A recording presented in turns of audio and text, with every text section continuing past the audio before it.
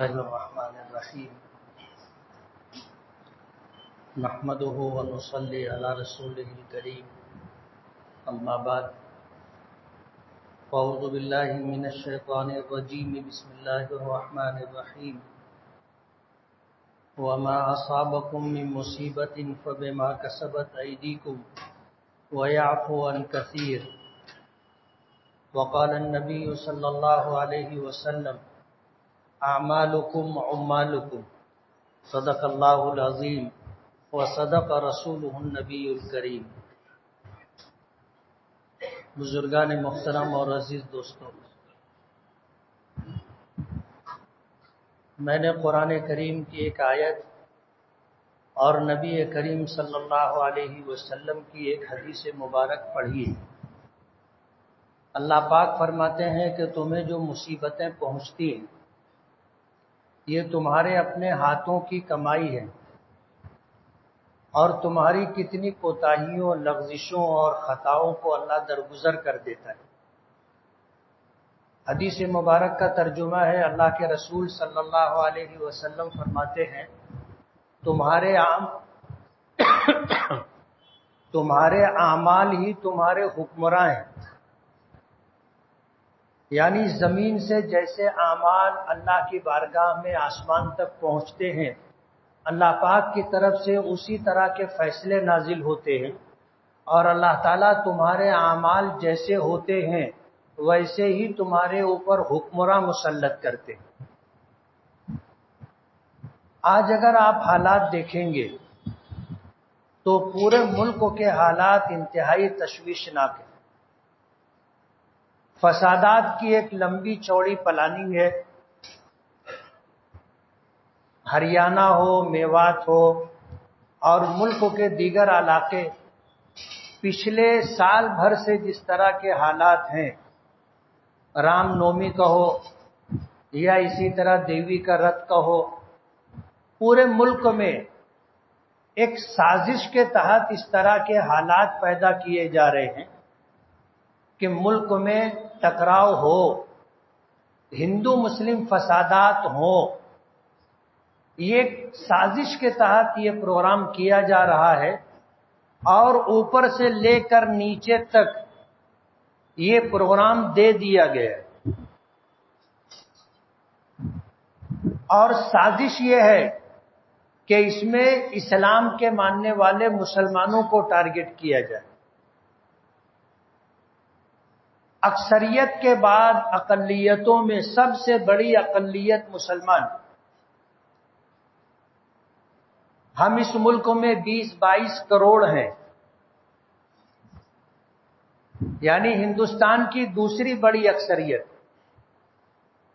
ہمارے علاوہ اور اقلیتیں بھی ہیں، مائنارٹیز، لیکن ان سے کوئی تعرض نہیں کیا جا رہا ہے۔ جیسے سکھ سماج کے لوگ ہیں، سکھ برادری کے لوگ، ان سے کوئی تعرض نہیں ہے۔ جین سماج کے ماننے والے لوگ، ان سے کوئی تعرض نہیں ہے۔ اور بھی بہت ساری چھوٹی چھوٹی اقلیتیں ہیں، ان کے ساتھ کوئی تعرض نہیں ہے، کوئی چھیڑ چھاڑ نہیں ہے، ان کو نشانہ نہیں بنایا جا رہا ہے۔ سب سے زیادہ نرم چارہ کہو یا ان کے پروگرام کے اعتبار سے اگر کوئی ایکشن ہوتا ہے تو اس کا ری ایکشن کدھر سے آ سکتا ہے، ایک سازش کے تحت مسلمانوں کو ٹارگٹ کیا جا رہا ہے۔ دیش بھر کے پیمانے پر یعنی ہندوستان لیول پر اگر دیکھا جائے تو فسادات شروع ہو چکے۔ آپ اگر اس سے نیچے آئیں تو ریاستوں میں بھی حالات بگڑنے لگے۔ اس سے نیچے اگر آپ آئیں تو آپ دیکھو گے کہ دیہاتوں میں جہاں تھوڑے بہت مسلمان رہتے ہیں وہاں بھی ان کو ٹارگٹ کیا جا رہا ہے۔ ابھی چند دنوں پہلے ضلع احمد نگر تعلقہ راہوری میں عمرہ نام کا ایک گاؤں ہے، 5-7 گھر مسلمانوں کے ہیں، 4000 لوگوں کی آبادی ہے، ایک مسجد ہے۔ وہاں پر باقاعدہ پلاننگ کے تحت ایک پروگرام کیا گیا، اور اس میں ان کو ناکامی ہوئی، اور جو بجرنگ دل کے لوگ تھے شر انگیزی کرنے والے، ان کے اوپر کیس بن گیا۔ اب وہاں کا جو پولیس ڈپارٹمنٹ ہوگا، جو ذمہ داران آفیسران ہوں گے، انہوں نے انصاف سے کام لیا اور ان تک آدیش پہنچا نہیں ہوگا، اس لیے انہوں نے شر پسندوں کے خلاف مضبوط FIR لے لی۔ اس کے بعد ریئیکشن ہوا، اور ریئیکشن میں یہ ہوا کہ باقاعدہ کچھ لڑکیوں کو تیار کیا گیا کہ جو مسلم نوجوانوں پر الزام لگائیں اور FIR رجسٹر کروائیں، اور باقاعدہ نیچے سے اوپر تک سبھی لوگوں نے ان کو سپورٹ کیا، اور مسلمان نوجوانوں کے خلاف ایک کیس درج ہو گیا۔ سچائی سننے کے لیے کوئی تیار نہیں ہے۔ سرکار سے اگر بات کی جاتی ہے، ہاؤس چل رہا تھا، ہاؤس میں بات رکھنے کی کوشش کی گئی، مائک بند کر دیا گیا، کچھ سننے کے لیے تیار نہیں۔ مزید برا یہ کہ ہم لوگ بھی اپنے آپ کو سمجھنے کے لیے تیار نہیں،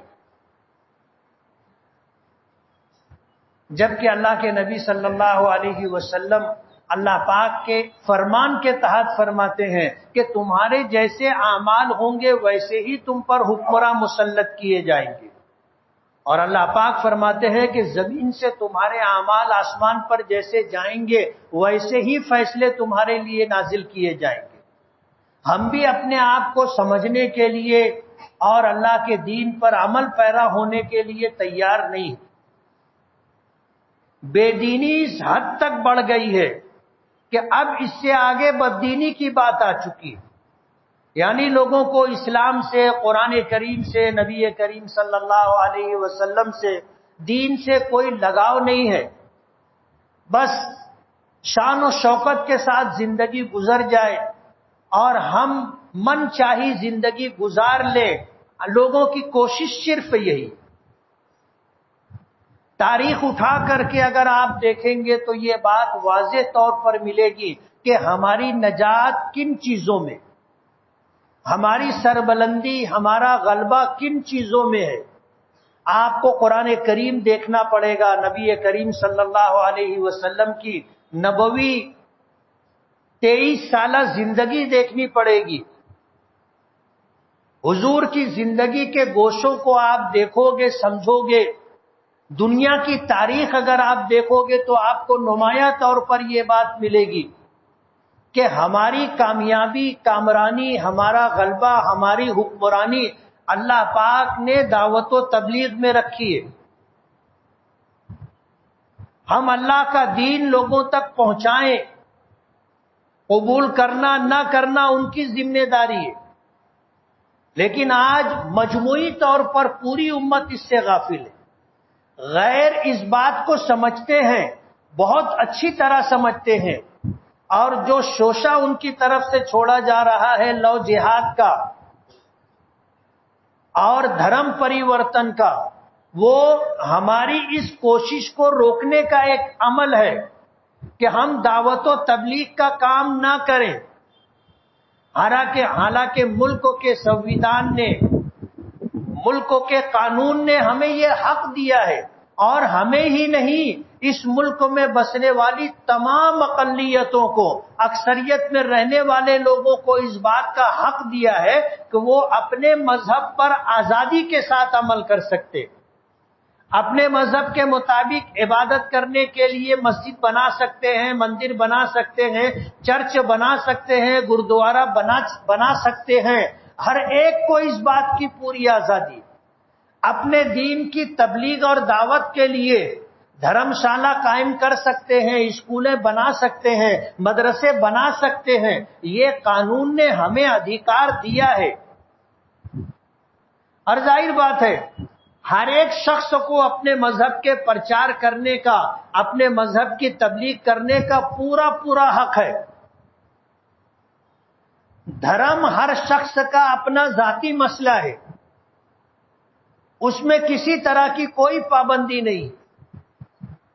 غیر اس بات کو سمجھتے ہیں کہ مسلمانوں کی طرف سے اگر اسلام کی دعوت، اسلام کی تبلیغ کا پیغام اگر لوگوں تک جانے لگے گا تو مسلمانوں کو غلبے کے لیے تاریخ میں جو بات ملتی ہے، قرآن و حدیث میں جو احکامات ملتے ہیں وہ یہی ہیں کہ اگر ہم دعوت و تبلیغ کے راستے پر آئیں گے تو اللہ ہمیں غلبہ اور حکمرانی دے گا۔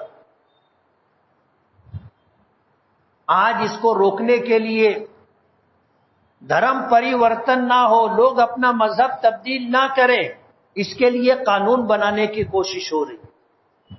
الزامات لگائے جا رہے ہیں لو جہاد کے۔ ایک مسلمان اگر کسی دوسرے مذہب کی لڑکی کے ساتھ اگر کوئی تعلق بناتا ہے، چاہے وہ پڑوس کا تعلق ہی کیوں نہ ہو، تو بھی اس کو یہ رنگ دیا جاتا ہے کہ یہ دھرم پریورتن ہے۔ اور آپ سنو گے تو حیرت ہوگی، دیش کی تاریخ اٹھاؤ گے تو حیرت ہوگی کہ اگر امیر لوگ اپنے لیول پر مسلمان ہندو لڑکی سے شادی کر لے یا ہندو کسی مسلمان لڑکی سے شادی کر لے، اور آج کے بڑے بڑے نیتا لوگ اسی لائن میں ہیں، ان کے بارے میں کوئی کچھ نہیں کہتا، لیکن اگر غریب لڑکا ہو، مڈل کلاس کا ہو، تو اس کو مدعا بنایا جاتا ہے لو جہاد کا اور دھرم پریورتن کا۔ اور یہ غیروں کے اندر جو خوف ہے، جو ڈر ہے، جو گھبراہٹ ہے، وہ یہی ہے کہ اگر مسلمان دعوت و تبلیغ کے راستے پر آ جائیں گے اور اپنے دھرم کا پرچار صحیح معنوں میں کرنے لگ جائیں گے، اور ہر مسلمان اس کو اپنی ذمہ داری سمجھنے لگے گا، جیسے کہ ان کو ذمہ دار بنایا گیا ہے۔ نبی کریم صلی اللہ علیہ وسلم نے حج کے موقع پر، آپ کی زندگی کا آخری حج تھا اور حج کی فرضیت کے بعد پہلا اور آخری حج تھا، آپ نے مینا کے میدان میں یہی فرمایا تھا کہ جو لوگ یہاں موجود ہیں وہ ان لوگوں تک جو موجود نہیں ہے میرا یہ پیغام پہنچا دیں۔ تم میں کا ہر شخص ذمہ دار ہے، اب کوئی نبی نہیں آئے گا، میں آخری نبی ہوں۔ تو یہ صرف علماء کی ذمہ داری نہیں ہے، بلکہ عوام میں ہر شخص کی ذمہ داری ہے کہ وہ اپنے طور پر دعوت و تبلیغ کا کام کرے۔ حضور پاک صلی اللہ علیہ وسلم کو 40 سال کی عمر ہونے پر آپ کو نبوت عطا کی گئی، آپ اکیلے دعوت و تبلیغ کے راستے پر نکلے۔ مکے میں 13 سالہ زندگی، مظلومانہ زندگی گزاری۔ مکے کے لوگ آپ کی بات ماننے کے لیے تیار نہیں تھے۔ اللہ کے رسول صلی اللہ علیہ وسلم کسی موقع سے کوئی بات سناتے، اللہ کی وحدانیت کا، الوہیت کا، ربوبیت کا پیغام دیتے، تو مکے کے لوگ کہا کرتے تھے کیا تم نے ہم کو اسی لیے جمع کیا ہے؟ آپ کا سگا چچا ابو لہب حقیقی چچا تھا، لیکن اسلام دشمنی میں سب سے آگے تھا۔ حضور پاک صلی اللہ علیہ وسلم دعوت و تبلیغ کرتے تو یہ پیچھے سے آواز دیتا تھا کہ اس شخص کی بات مت سنو، یہ بددین ہے، یہ بددین ہے، یہ جھوٹا ہے۔ اللہ کے رسول صلی اللہ علیہ وسلم کے متعلق کہتے تھے کہ یہ بددین ہے اور یہ جھوٹا ہے۔ کوئی کہتا تھا ساحر ہیں، جادوگر ہیں، کوئی کہتا تھا کاہن ہے۔ ایک عام آواز تھی، لوگ کہتے تھے یہ دیوانے اور پاگل ہے، ان کی بات مت سنو۔ یعنی لوگ نہ سنے اس کی کوشش کی جاتی تھی، اور جو سن لیتا تھا وہ نہ مانے اس طرح کا ماحول بنایا جا رہا تھا۔ لیکن ظاہر بات ہے، حقیقت حقیقت ہے، سچائی سچائی ہے، کسی کے ماننے نہ ماننے سے کوئی فرق نہیں پڑتا۔ آپ کا سگا چچا آپ کو کہتا تھا کہ یہ بددین ہے، یہ جھوٹے ہیں۔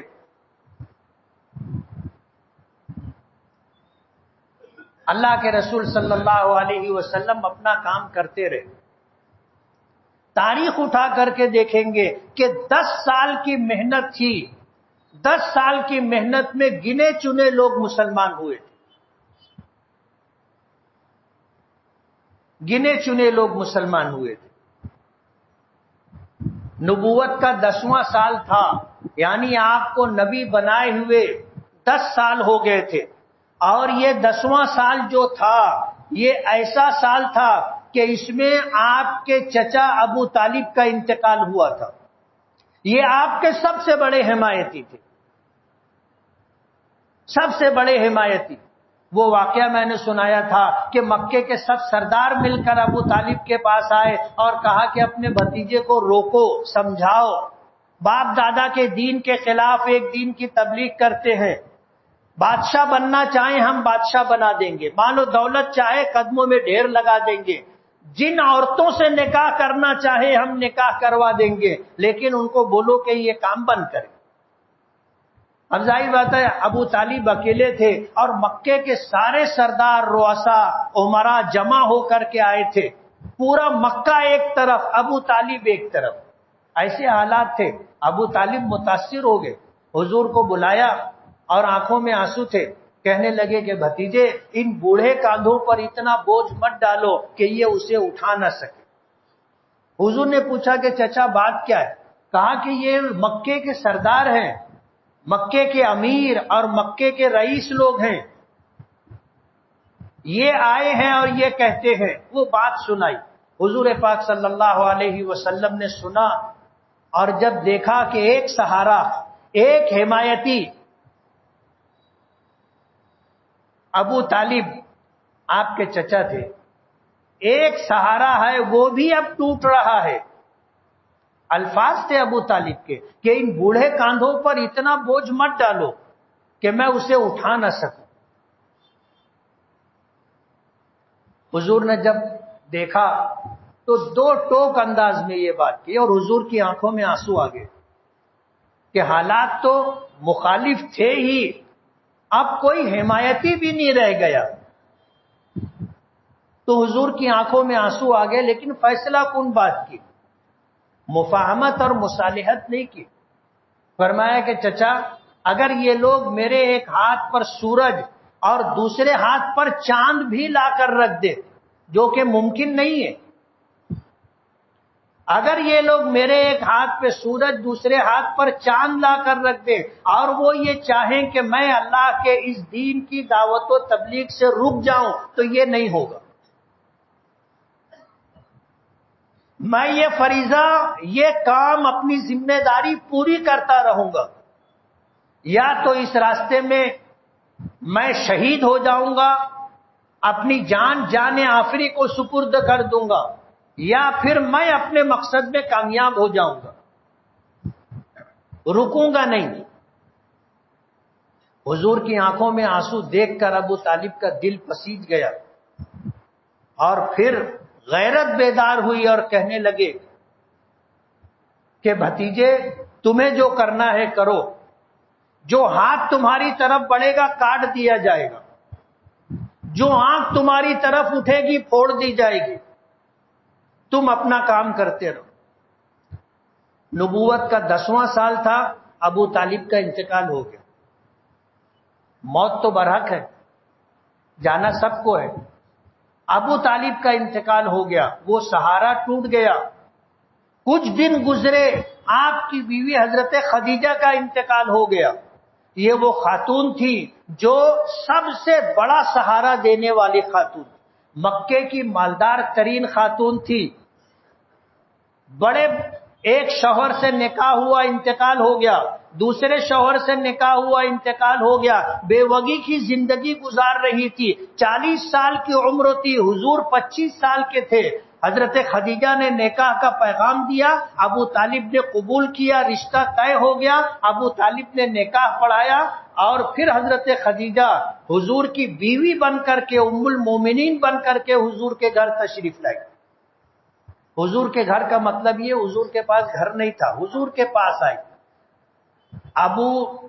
ابو طالب کا نے نکاح پڑھایا تھا لیکن عیالدار شخص تھے، تو حضرت خدیجہ نے حضور کو اپنے ساتھ اپنے گھر پر رکھا تھا.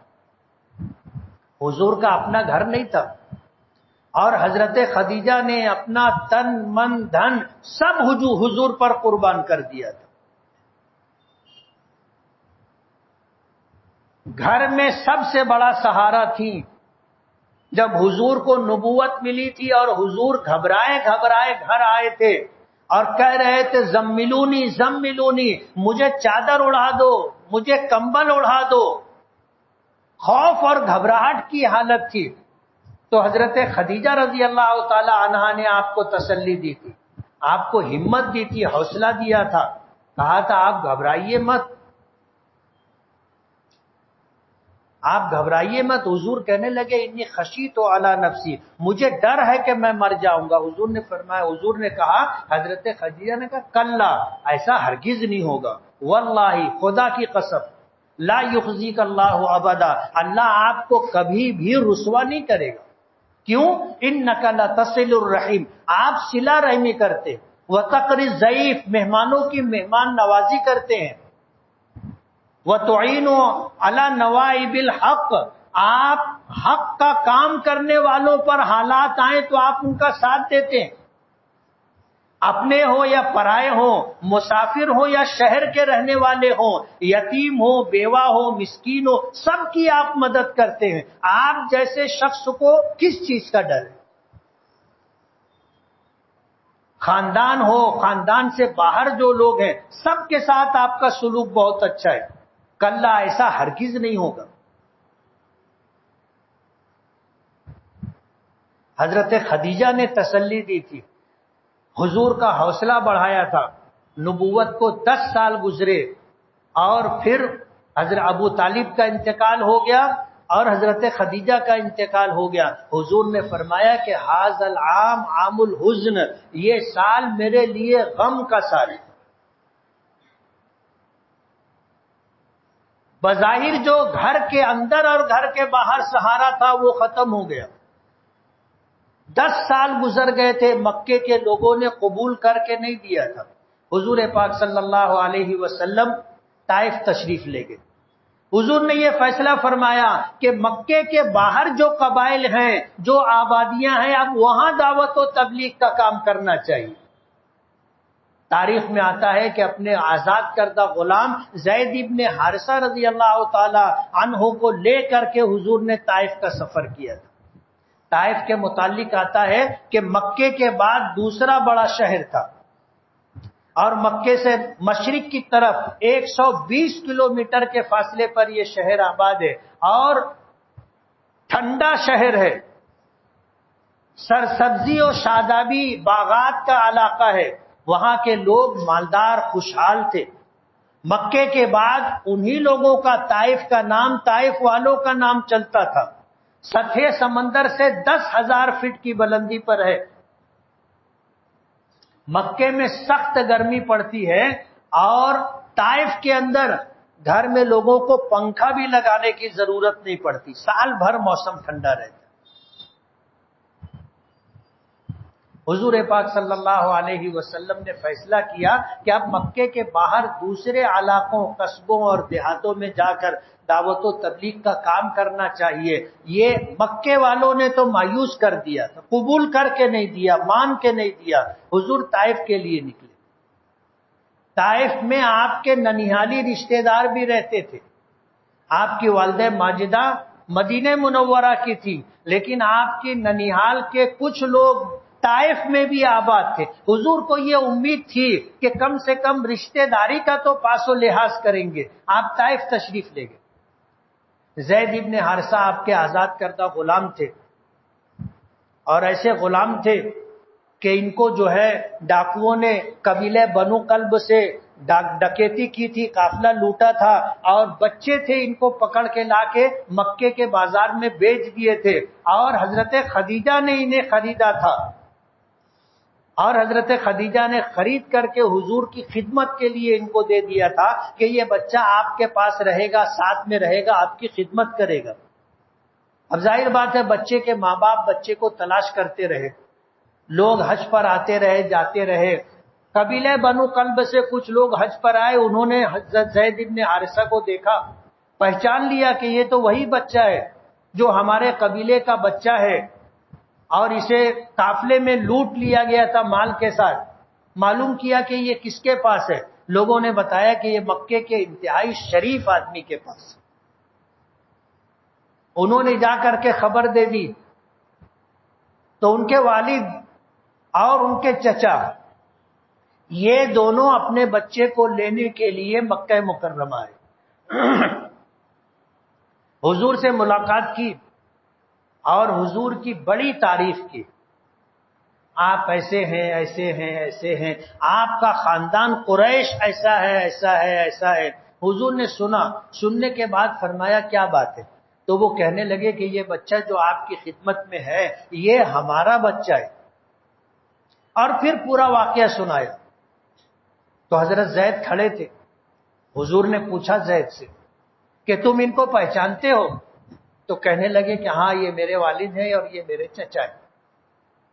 حضور نے فرمایا یہ تم کو لینے کے لیے آئے، اور ان سے یہ کہا باپ اور چچا سے کہ اگر یہ بچہ جانا چاہے تو میری طرف سے اجازت ہے، آپ لے جاؤ، اور اگر یہ نہ جانا چاہے تو آپ زبردستی نہیں لے جا سکتے. باپ اور چچا کے لیے تو من کی بات تھی.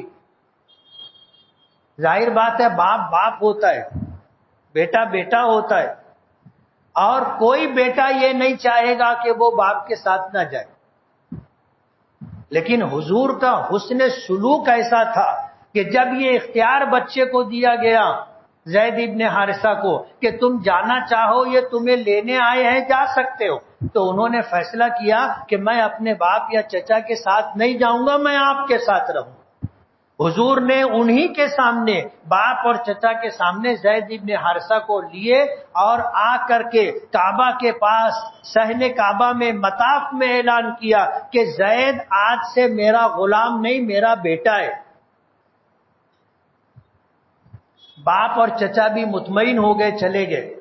یہ وہ تھے، حضور نے ان کو آزاد کر کے بیٹا بنایا تھا. یہ حضور کے ساتھ تھے طائف کے سفر میں. جب وہاں حضور پہنچے تو وہاں پر جو ہے عمرو ابن عمیر ابن عوف کی سرداری تھی، اور ان کے 3 بیٹے تھے، عبد یالیل، مسعود اور حبیب. مورخین نے لکھا ہے کہ یہ دور قریب سے آپ کے ننیالی رشتہ دار بھی ہوتے تھے.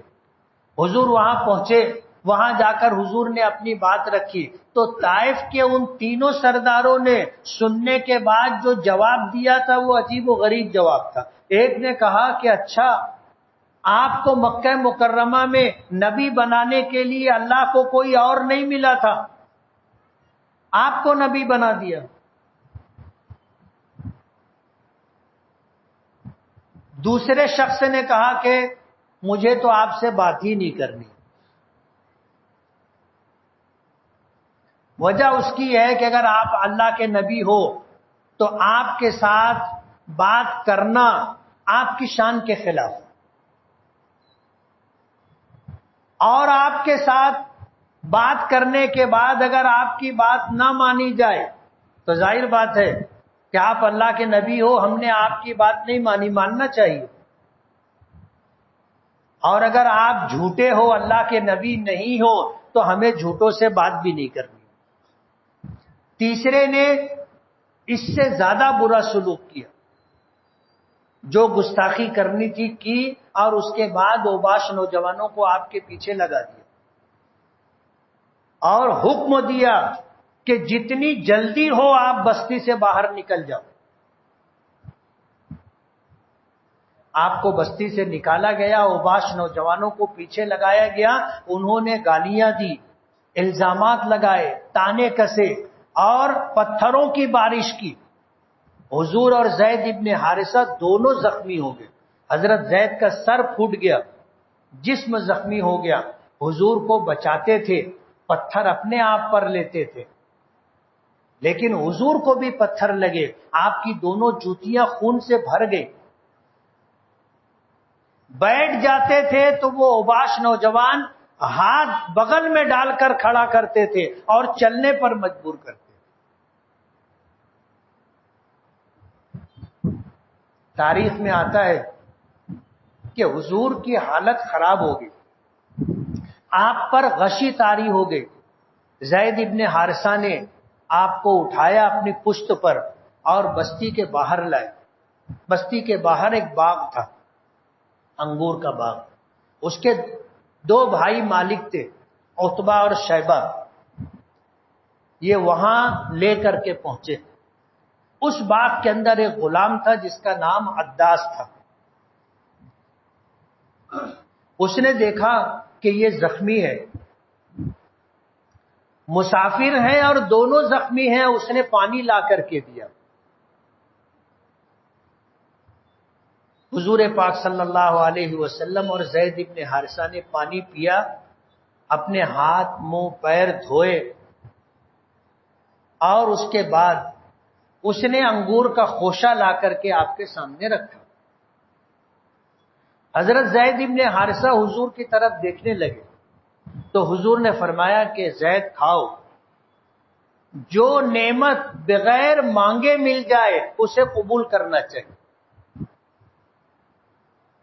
انہوں نے کھانا شروع کیا تو حضور نے پہلا دانہ اٹھایا تو کہا بسم اللہ الرحمن الرحیم. تو وہ غلام کہنے لگا ما سمعت ھذا القول من افواہ العرب، میں نے عربوں کے منہ سے کبھی یہ جملہ نہیں سنا، یہ بات نہیں سنی جو آپ کہہ رہے ہیں. تو حضور نے دریافت فرمایا کہ تم اہل عرب نہیں ہو؟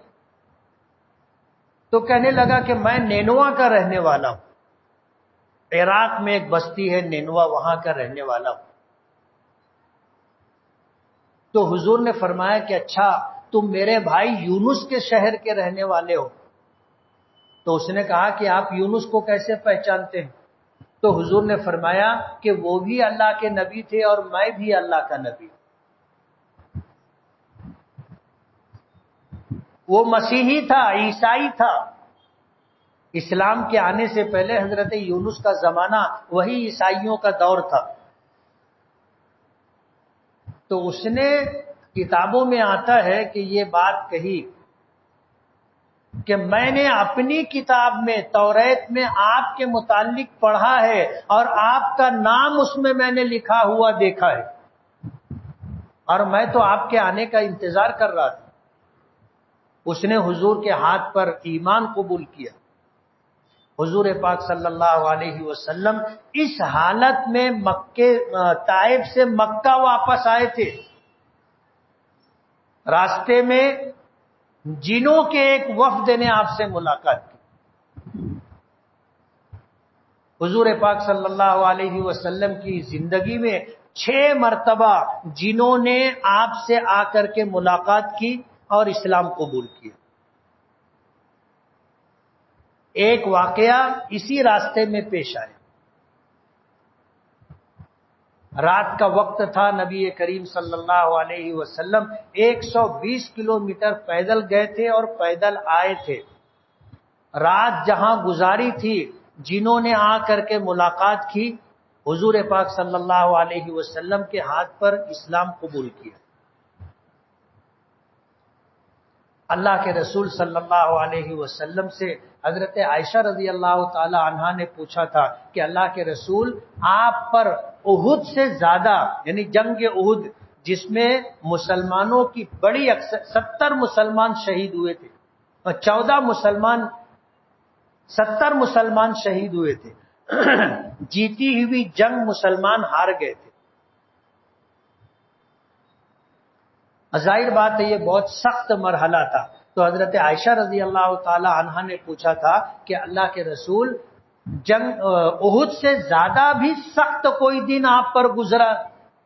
حضور نے فرمایا کہ ہاں، طائف کا دن مجھ پر احد سے زیادہ سخت تھا. اور پھر حضور نے پورا واقعہ سنایا. جب بستی سے باہر آپ کو زید ابن حارثہ لے کر کے آئے تو حضرت جبرائیل آئے، اور حضرت جبرائیل کے ساتھ وہ فرشتہ جو پہاڑوں پر مامور ہے من جانب اللہ، وہ ساتھ میں تھا. حضرت جبرائیل نے سلام کیا اور یہ پیغام دیا کہ اللہ کے رسول، اللہ نے سب کچھ دیکھا ہے اور قوم کے جواب کو سنا ہے. اللہ نے پہاڑوں پر مامور اس فرشتے کو بھیجا ہے اور اسے یہ حکم ہے کہ جو آپ کہیں گے وہ یہ کر کے دے گا. اس فرشتے نے سلام کیا اور سلام کے بعد کہا کہ میں پہاڑوں پر مامور ہوں، آپ اگر مجھے حکم دو تو میں دونوں طرف سے، طائف کے دونوں طرف سے پہاڑوں کو آپس میں اس طرح ملا دوں کہ یہ پوری بستی اس طرح ختم ہو جائے گی، پس جائے گی جیسے گیہوں کا دانہ چکی کے دو پاٹوں کے درمیان آ کر کے پس جاتا ہے، پوری بستی تباہ و برباد ہو جائے گی۔ آپ جو کہو گے میں کرنے کے لیے تیار۔ حضور پاک صلی اللہ علیہ وسلم نے جواب دیا تھا کہ میں رحمت بنا کر کے بھیجا گیا، میں رحمت بنا کر کے بھیجا گیا ہوں، آپ درگزر کر دیں، انہیں کوئی سزا نہ دیں۔ مجھے امید ہے کہ ان کی اولادوں میں ایسے لوگ آئیں گے جو اللہ کی عبادت کریں۔ حضور نے معاف کیا، درگزر سے کام لیا، حالانکہ آپ کی زندگی کا سب سے سخت دن تھا، اور طائف والوں نے آپ کے ساتھ جو سلوک کیا تھا، ہماری زبان میں وہ ناقابل معافی جرم تھا۔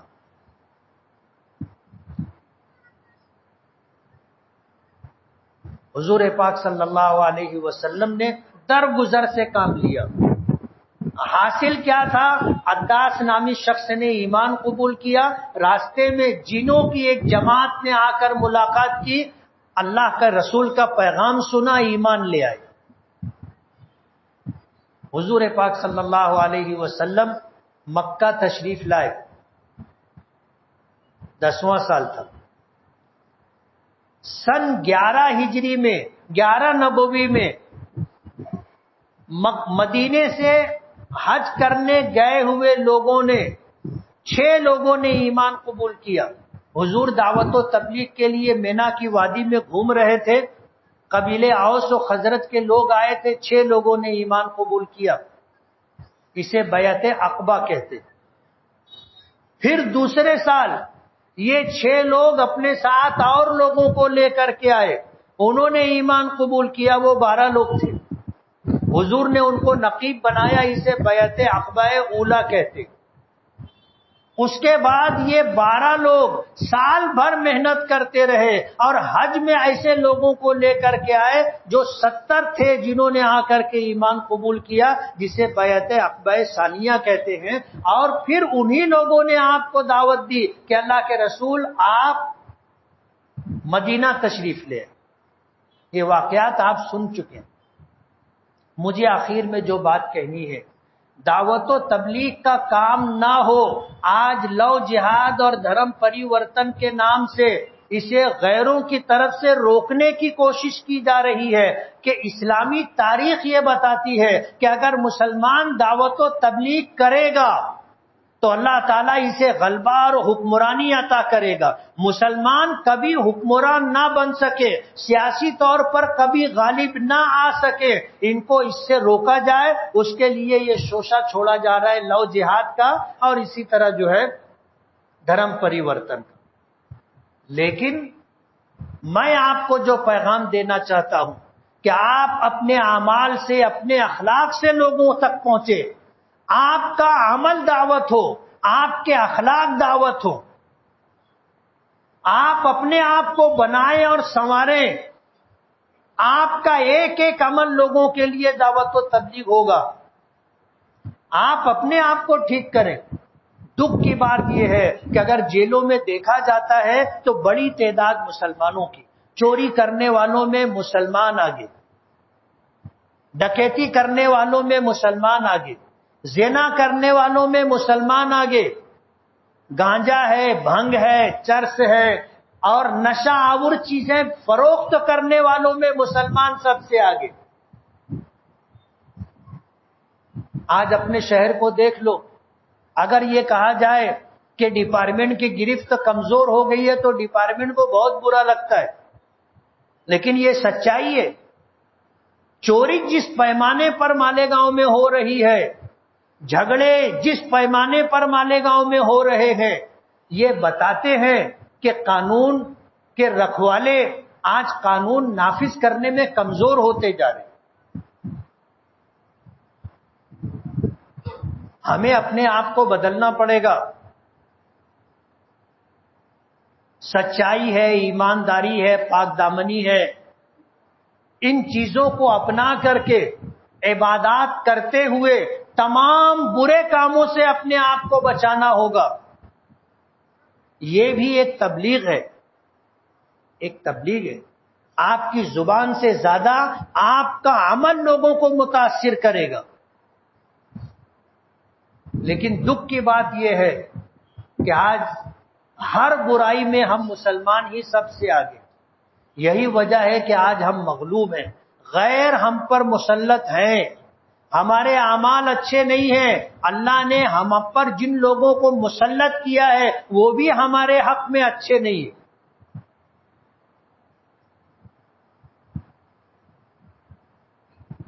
اس لیے اگر ظاہری طور پر دعوت و تبلیغ آپ نہیں کر سکتے تو آپ کا عمل ایسا ہونا چاہیے کہ وہ لوگوں کو متاثر کرے.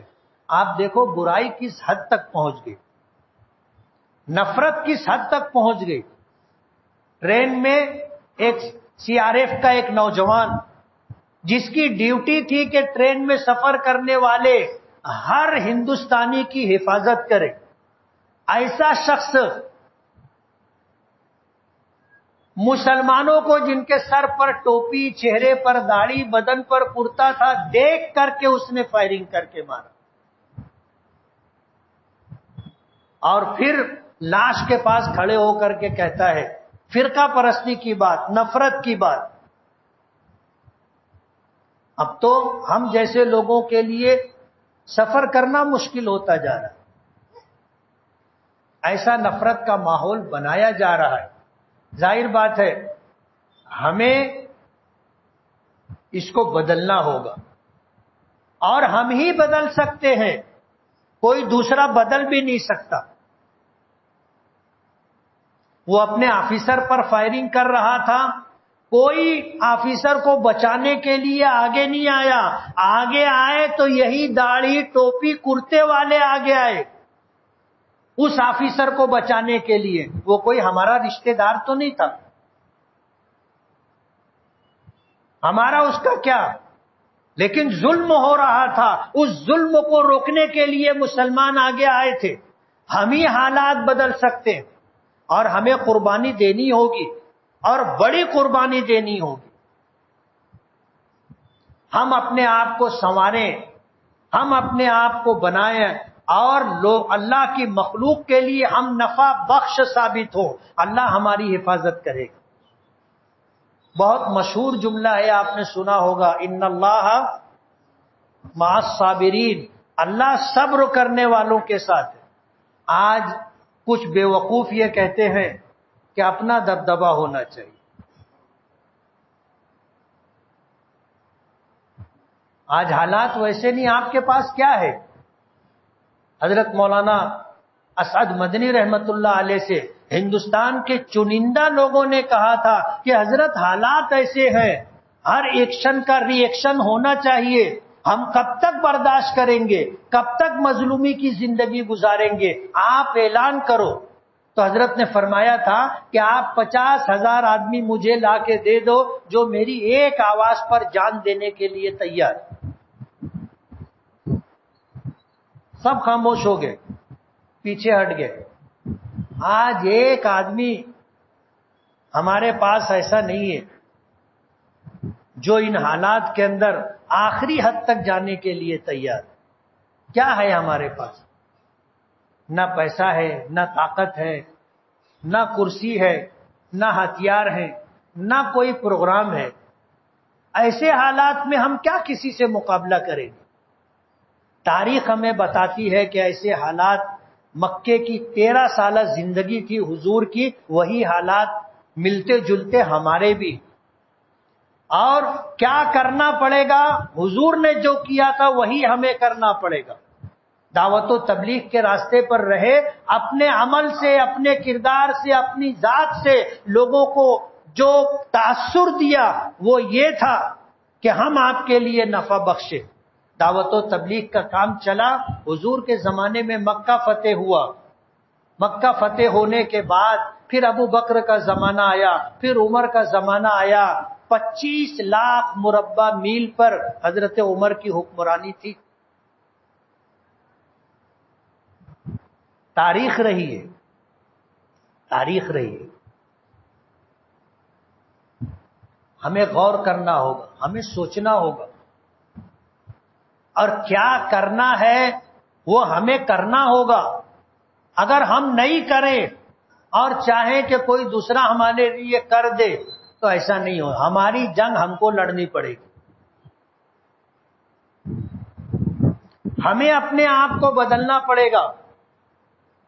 آج ہم اقلیت میں ہیں، کہتے ہیں کہ 20 اور 80، ایک طرف 20 ہے ایک طرف 80 ہے، کہتے ہیں. ہم اقلیت میں ہیں، ہم کمزور ہیں، ہمارے پاس سیاسی بصیرت نہیں ہے، سیاسی غلبہ نہیں ہے، ہمارے پاس مال و دولت نہیں ہے، ہمارے پاس اسباب اور وسائل نہیں ہے. ظاہر بات ہے ایسے حالات میں ہم کیا کریں گے؟ لوگ چاہتے ہیں کہ ہم روڈ پر آئیں، اور یہی وجہ ہے کہ ٹارگٹ بھی ہمیں ہی کیا جا رہا ہے.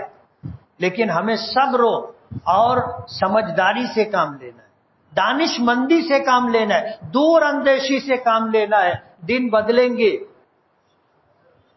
دن بدلیں گے. میں یہ تو نہیں بولوں گا کہ اچھے دن آئیں گے، لیکن دن بدلیں گے. اور کیسے بدلیں گے؟ جب ہم اپنے آپ کو بدلیں گے. ان اللہ لا یغیر ما بقوم حتی یغیروا ما بانفسہم. اللہ تعالیٰ اس وقت تک کسی کے حالات کو نہیں بدلتا جب تک وہ اپنے آپ کو نہ بدلے. ہمیں اپنے آپ کو بدلنا پڑے گا. آپ کی زبان سے نکلی ہوئی بات اتنی اثر انداز نہیں ہوگی جتنا عمل لوگوں پر اثر انداز ہوگا. کیا بات تھی؟ ایک زمانہ تھا ہندوستان میں تاجر بن کر کے مسلمان آئے تھے، اللہ نے غلبہ دیا، حکمرانی کی، اور جب یہ مسلمان واپس جانے لگے تو یہاں کے لوگ کہنے لگے کہ آپ مت جاؤ. آپ لوگوں کے آنے کے بعد انسانیت مظلومیت سے نکلی ہے، ہمارا حق ملنے لگا ہے، مت جاؤ آپ. ہمارا عمل لوگوں کو دعوت و پیغام دے گا. اس لیے ہمیں اپنے آپ کو بدلنا پڑے گا. اگر لو جہاد کے نام اور دھرم پریورتن کے نام سے ہمیں روکا جا رہا ہے، ہمیں نماز پڑھنے سے تو کوئی نہیں روکتا نا، ہمیں سچ بولنے سے کوئی نہیں روکتا، ایمانداری کرنے سے کوئی نہیں روکتا، اچھے اخلاق سے پیش آئیں اس سے کون روکتا ہے، مدد کرنے سے کون آپ کو روکتا ہے؟ یہ سب کرو، آپ کو کرنا پڑے گا. اور یہی وہ اعمال ہیں، آپ کی سچائی، دیانت داری، امانت داری، لوگوں کی بہو بیٹیوں کو اپنی بری نظر سے بچانا، کبھی ان کے ساتھ دست درازی نہ ہو، چوری ہے، چماری ہے، ڈکیتی ہے، نشہ آور چیزوں کا استعمال ہے، اسے فروخت کرنا ہے، ایک دوسرے کی عزت جان مال کی حفاظت کرنا ہے. یہ کام کرنے سے آپ کو کون روکے گا؟ یہ آپ کو کرنا پڑے گا. آپ کرو گے تو آپ کے لیے پھر باعزت باوقار طریقے سے جینے کا موقع اللہ پاک عطا کریں گے. اور اگر آپ یہ سب نہیں کرو گے اور پھر یہ سوچو گے کہ ہمیں غلبہ بھی ملے، حکمرانی بھی ملے، اور لوگ ہمیں اچھا بھی بولیں، اچھا سلوک بھی ہمارے ساتھ کریں، تو این خیال استو محال استو جنو، ایسا نہیں ہوگا.